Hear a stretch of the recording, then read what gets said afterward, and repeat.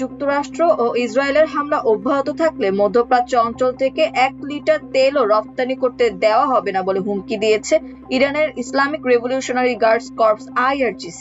এই হুমকির পরিপ্রেক্ষিতে মার্কিন প্রেসিডেন্ট ডোনাল্ড ট্রাম্প পাল্টা হুঁশিয়ারি দিয়ে বলেছেন, ইরান যদি গুরুত্বপূর্ণ হরমুজ প্রণালী দিয়ে তেল সরবরাহ বন্ধ করে দেয় তবে দেশটিকে আগের চেয়ে অনেক গুণ শক্তিশালী হামলার মুখে পড়তে হবে।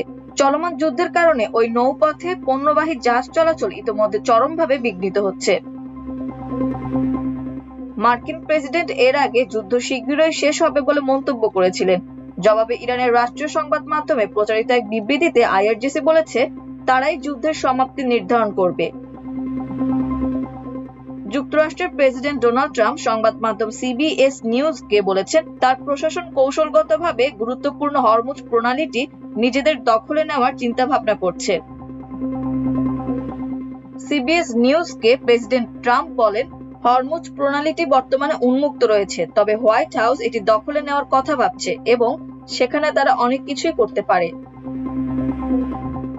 বিশ্বের অন্যতম গুরুত্বপূর্ণ জ্বালানি পরিবহন পথ হিসেবে পরিচিত এই প্রণালী দিয়ে বিশ্বের মোট তেল সরবরাহে প্রায় 1/5 পরিবাহিত হয়। তবে 10 দিন আগে ইরানের সঙ্গে যুক্তরাষ্ট্র ও ইসরায়েলের যুদ্ধ শুরু হওয়ার পর থেকে এই নৌপথে বাণিজ্যিক জাহাজ চলাচল কার্যত স্থবির হয়ে পড়েছে।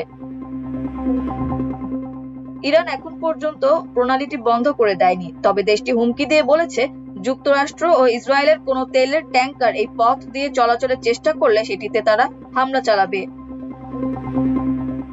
চলমান যুদ্ধ এবং হরমুজ প্রণালীতে নিরাপত্তা সংকটের কারণে গত কয়েকদিন ধরে চড়া অপরিশোধিত জ্বালানি তেলের দাম গত 8 মার্চ রোববার তার চূড়ান্ত পর্যায়ে যায় এবং বিগত 4 বছরে জ্বালানি তেলের দাম রেকর্ড ভেঙে ফেলে।